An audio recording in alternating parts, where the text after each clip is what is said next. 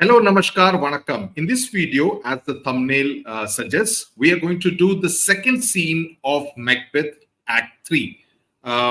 We have already seen in scene 1 how he has spoken to the murderers because he wants them to kill Banquo and the reasons that he gives, how he tries to manipulate them.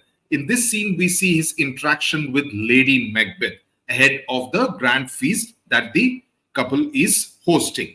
So let's get started.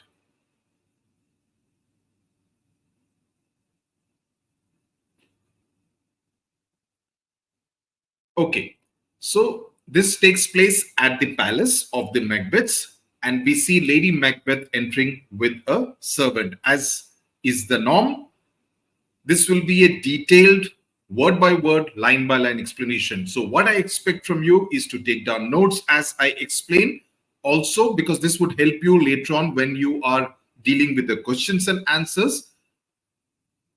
I would be also giving you explanation of specific points, and those points are important because again they would help you in the 5-mark questions and also in the reasoning questions, right? So share this video with your friends and subscribe to the channel. Okay, let's get started.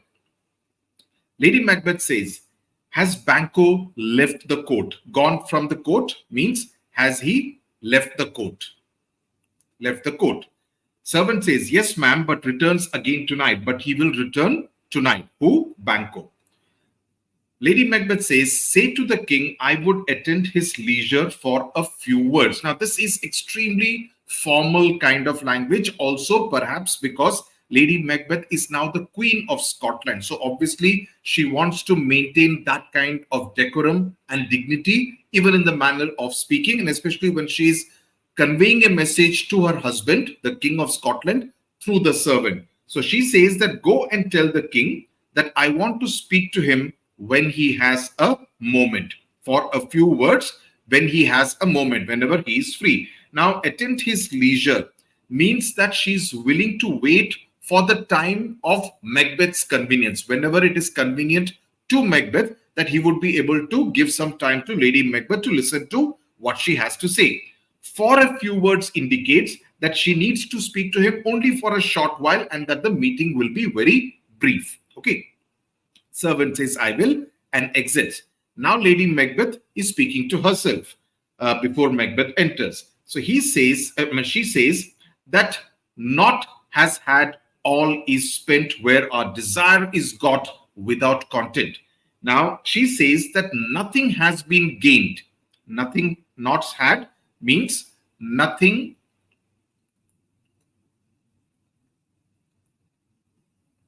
has been gained, and you have spent everything when you have got what you have wanted. When you have wanted what you have gained, that you have actually spent everything, where our desire is got without content. So basically, in other words, but you have no happiness. Okay, without content is referring to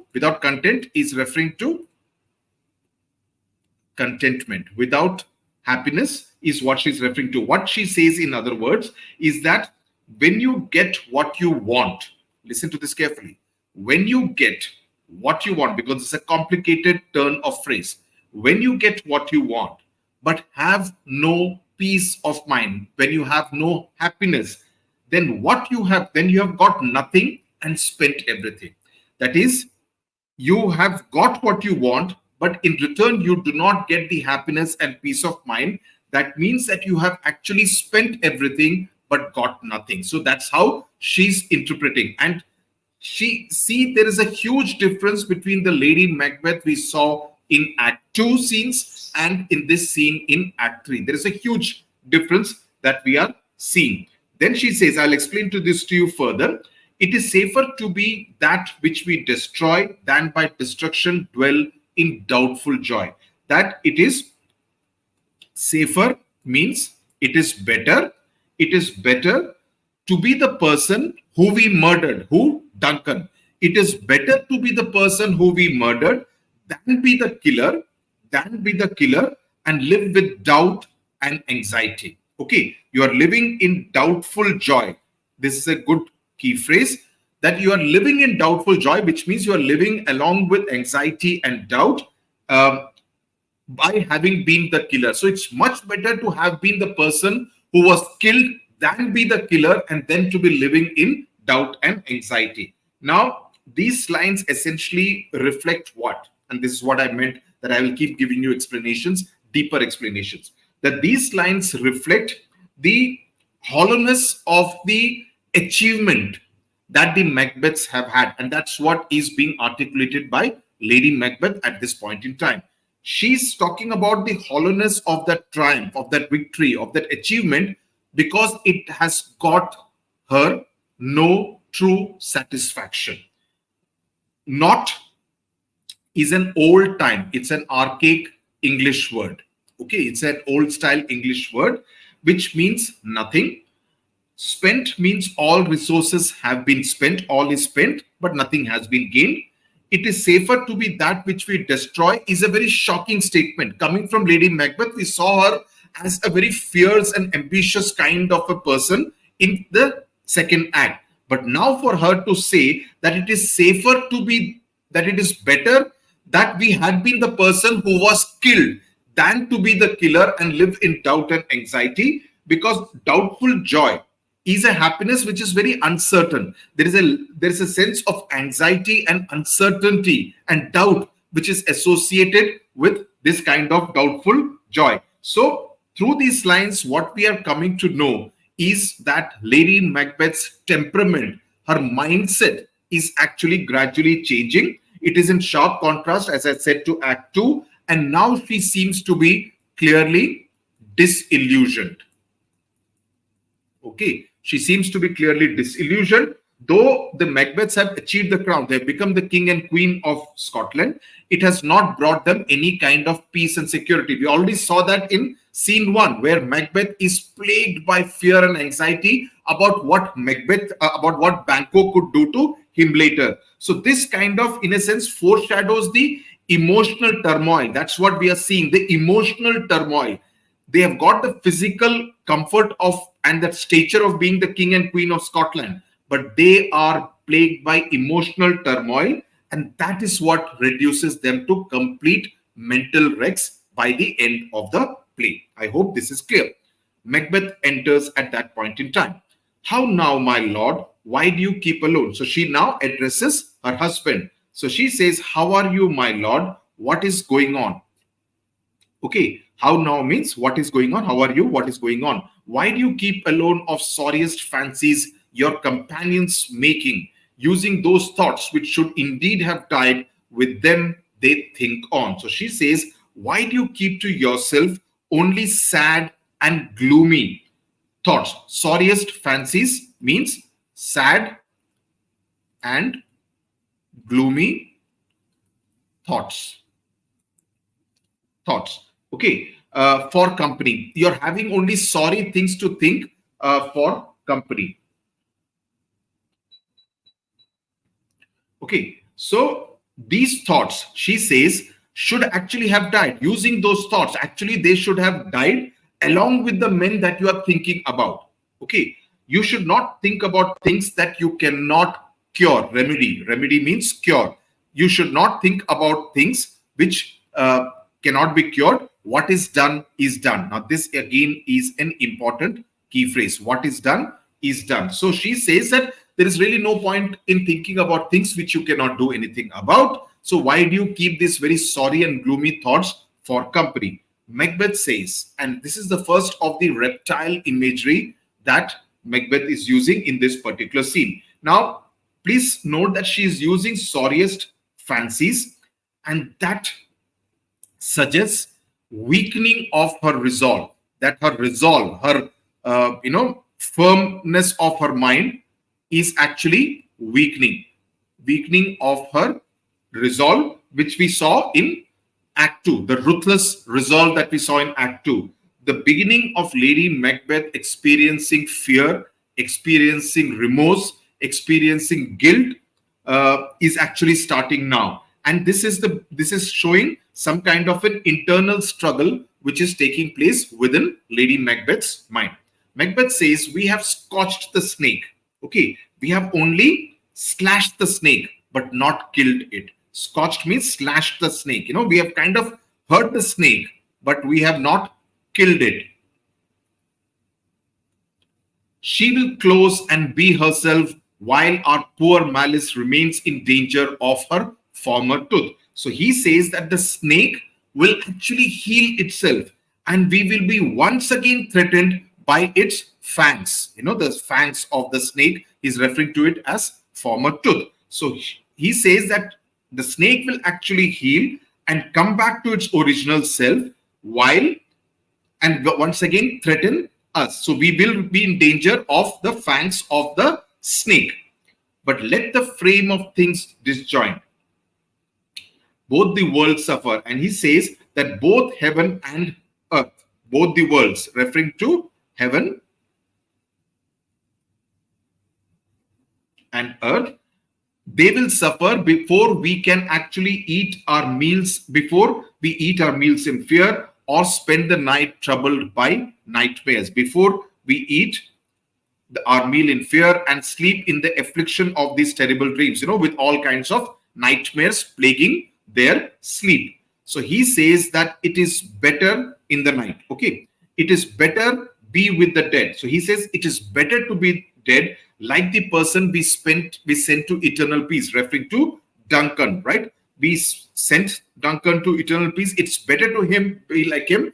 So he's kind of reflecting what Lady Macbeth just said a while ago. So in order to gain our peace of mind than be tormented by anxiety and nightmares, restless ecstasy, nightmares and anxiety. So the mind is actually compared to a rack on which a prisoner is tortured.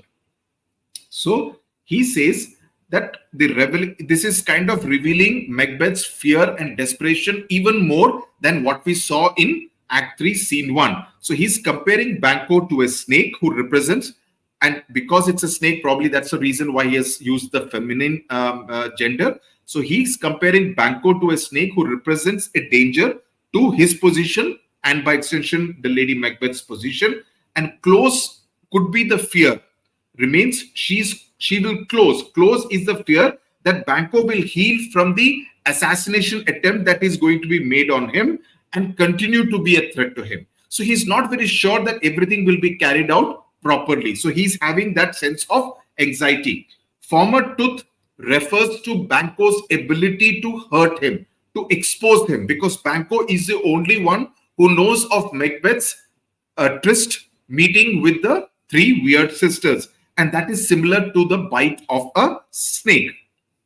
That is why he fears that their malice is in danger. But Macbeth wants to take even more drastic steps and instead of continuing to live in fear. And that is because the alternative of eating alone, eating along with, also seeing terrible dreams in the night is unbearable torment. So that's not something which he would really want to endure for a long time. Then he says, Duncan is in his grave. After life's fitful fever, he sleeps well. Treason has done his worst, nor steel nor poison, malice domestic, foreign levy, nothing can touch him further. So he says, Duncan is in his grave.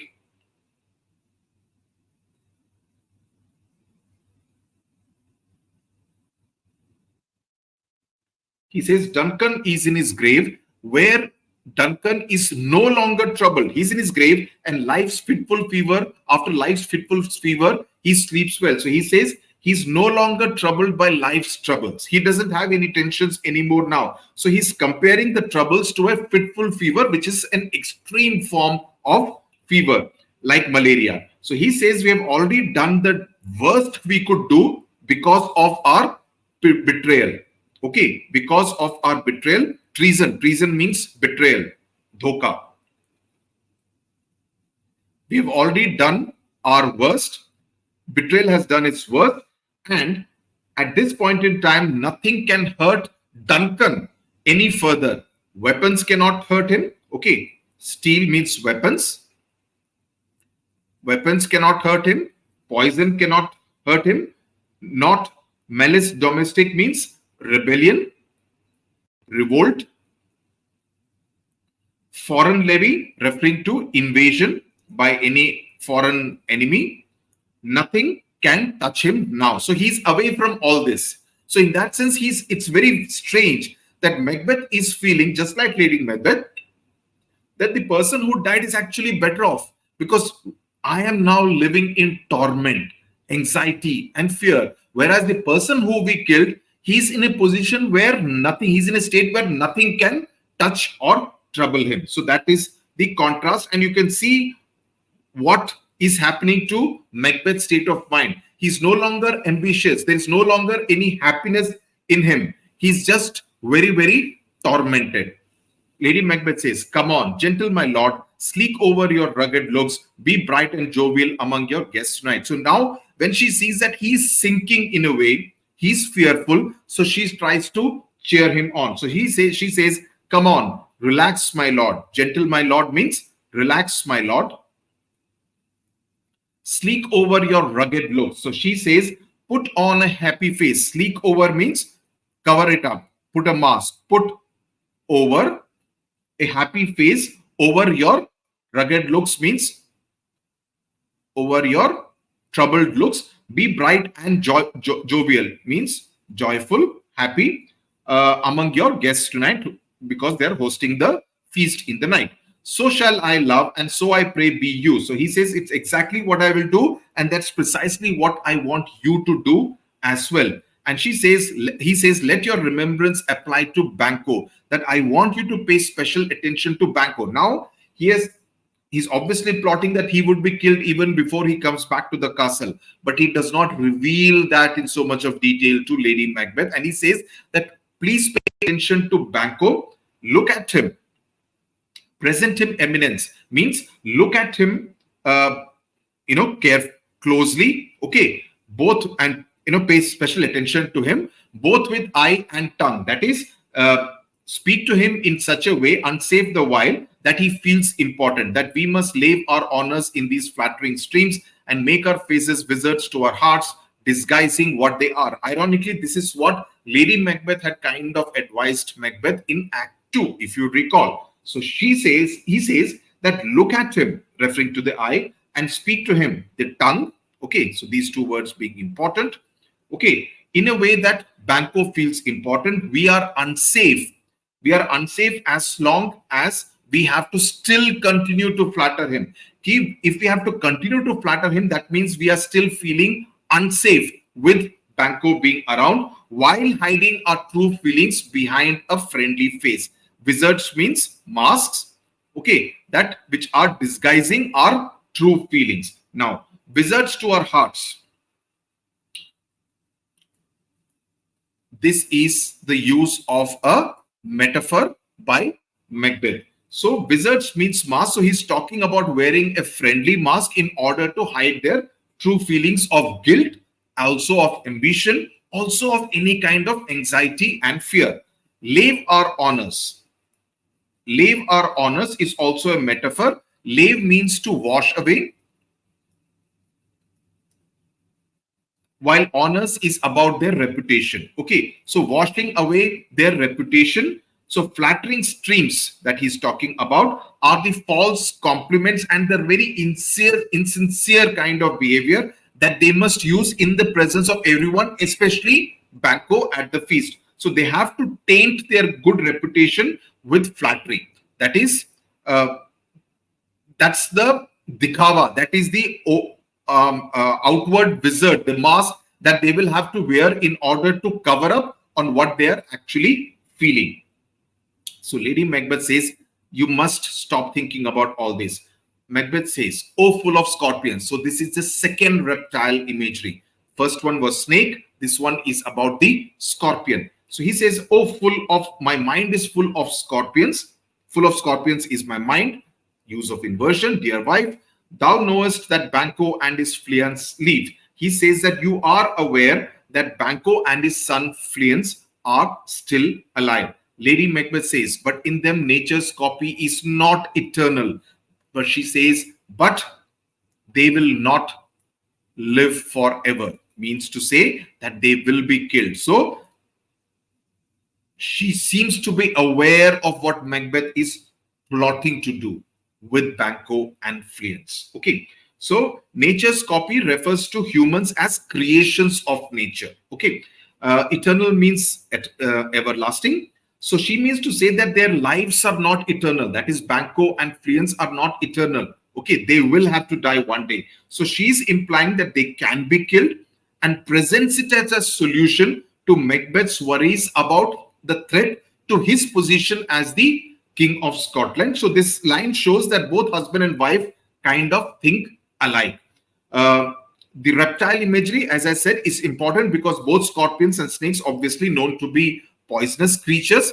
And while he's referring to Banquo as the snake and the scorpion, the irony, however, is that it is he whose mind is now full of poison in order to get Banquo killed. So you see the irony that he's thinking of Banquo as a snake and the scorpion, poisonous reptiles, while he himself is having poison in his mind because he wants to get rid of Banquo. He wants to eliminate him. There is comfort, yet they are assailable. Then be thou jocund, before the bat hath flown his cloistered flight. Sorry. So he says that it is a comforting thought. It is something which kind of brings some kind of peace to one's mind that they can be killed. Assailable means that they are vulnerable to attack. So he's taking off from what Lady Macbeth has just now advised him or given him the idea that they are vulnerable to attack and thereby being killed. So it is a comforting thought. Be joyful then. So jocund is very ironic. It means joyous or joyful. You would recall this particular word from Daffodils by William Wordsworth, which you have studied in class 10. Now there, if you recall, the irony is that in William Wordsworth's poem, if you recall, the word jocund was used to describe the company of the flowers, the daffodils, the yellowish golden daffodils. And that was a very positive and a very happy kind of an imagery. It was a beautiful imagery. But here, the fact that he's talking about it in the context of someone being killed, someone being murdered, that makes this term very ironic out here. So he says, before the bat hath flown his cloistered flight. So before the bat flies in the darkness, because the bats are nocturnal creatures, they fly in the night, around the castle, okay, and before the beetles, and before the shard-born beetle obeys the summons of Hecate. It's pronounced as Hecate or Hecate. I'll explain what it is. What's the reference to Hecate is. And with his drowning hum, okay, the drowsy hum that he's talking about, and with the drowning hum, they're referring to the beetles, announces the arrival of the night, a dreadful deed shall be done. So he's now revealing the plot to Lady Macbeth that before the bats come out, before the beetles announce the arrival of the night, a dreadful deed will be done. And this is very important that he himself refers to it, the killing that he is ordering to be carried out as a dreadful deed, a deed of dreadful note. This is an important phrase which you should most definitely use whenever you get any questions about the killing of Banquo. Okay, please remember this. So this particular passage is essentially using what? Let me put a star here also. The image of nightfall. And the image of nightfall is the image of nightfall, and the nightfall is characterized by the bats and the beetles. So cloistered flight, okay, cloistered flight is referring to the way the bats fly, and that is supposed to be a secretive kind of flight because it's happening in the darkness, and it is kind of foreshadowing the murders actually, because he plans the murder of both father and son, Banquo and Fleance, the murders that Macbeth wants to be carried out. Hecate is the goddess of evil, of witchcraft, is the goddess of witchcraft. witchcraft is not essentially something very good. So evil will not be wrong either. But goddess of witchcraft in Greek mythology, she's associated with evil and darkness. Okay, so that's how the connection is made. Shard bone beetle. It refers to the hard wing cases. The wings are hard of the beetle. It is referring to the hard wings of the beetles, and the drowsy hum sound that it creates a sense of the night which is approaching. Rung night's yawning peal is a metaphor for the beetles signaling the arrival of the night with this kind of a buzzing sound, a drowsy buzzing sound. There shall be done a deed of dreadful note is a very chilling declaration of intent. He's making his intention very clear in a rather chilling kind of manner. And the fact that he himself calls it dreadful, as I just now pointed out, I mean, in modern day psychology, that's what I thought, would almost sound like a Freudian slip. That he's actually himself admitting that it will be a note of dread, it will be a deed of dreadful note. Lady Macbeth says, what is to be done? What will be done? Be innocent of the knowledge, dearest Chuck. So he says that you would be better off being ignorant. Dearest chick, its Chuck is a term of endearment. So he says you would be better off being ignorant until it is done, and then you can celebrate. Applaud the deed means once you come to know after it is done, you can celebrate the dreadful deed. Okay. So he says, come sealing night. So now he's addressing the night and almost personifying it. So he says, come sealing night. So he's addressing it as though it is a living entity. So he says, come night and blindfold the kind-hearted day. That is, you blindfold the day and make it all very dark. Scarf up the tender eye of pitiful day. Right? So you blindfold it. So he's using the word scarf out here. And with thy bloody and invisible hand, cancel and tear to pieces that great bond which keeps me pale. So he says, then with your bloody and invisible hand, destroy and tear up Banquo's lease on life, which is what is keeping me fearful. Okay, tear to pieces what? That great bond, which is Banquo's lease of life on earth. He has a certain number of years. So he's saying it's almost comparing it to a document which he wants the knight to tear off. Because that's what is keeping me fearful and anxious.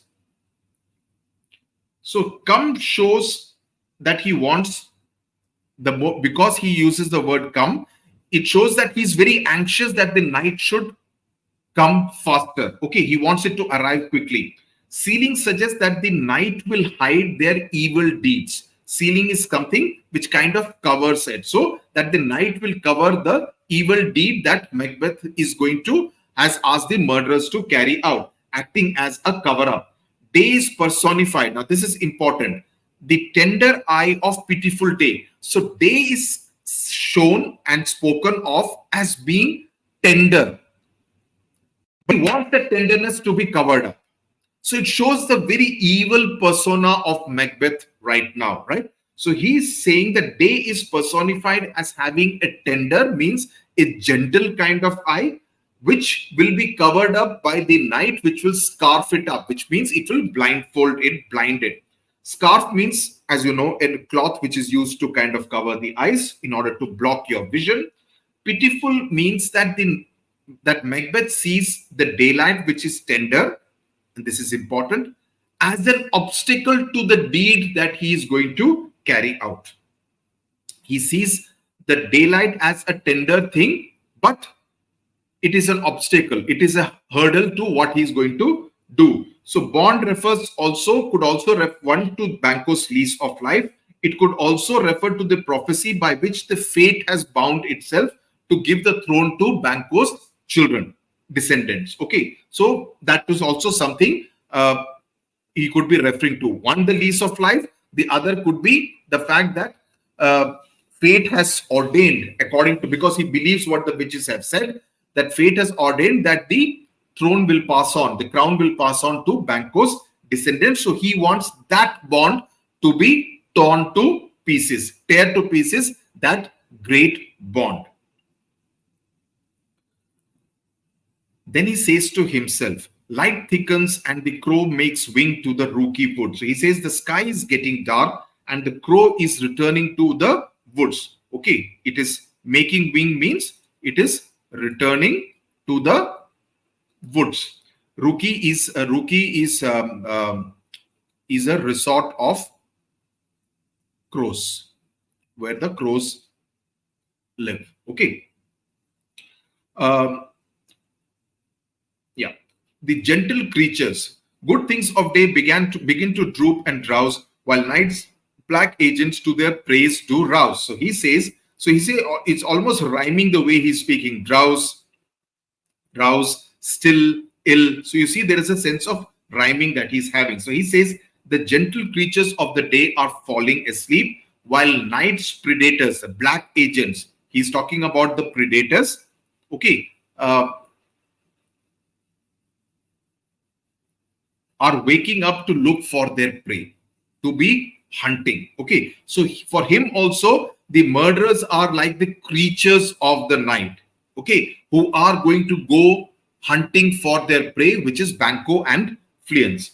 So to Lady Macbeth, then he addresses Lady Macbeth. He says, thou marvelest at my words, but hold thee still. Things bad begun make strong themselves by ill. So prithee, go with me. So he says, you seem surprised by my words, but please do not ask me any questions yet.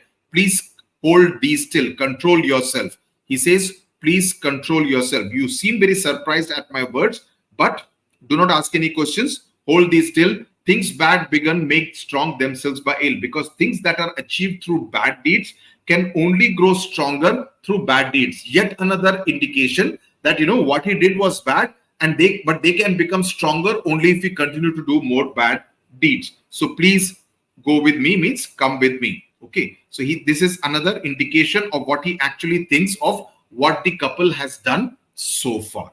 I hope the scene 2 of Macbeth is clear so far. No doubts. I've explained every word and every line in every passage. So with this, if you do it very thoroughly, take down notes, as I said, the reasoning questions become that much easier. The 5-mark questions become that much easier. And of course, later on in the year, we would put out our success test papers, and that would make it very easy for you to tackle any question in the examination. Tata, bye-bye. God bless you.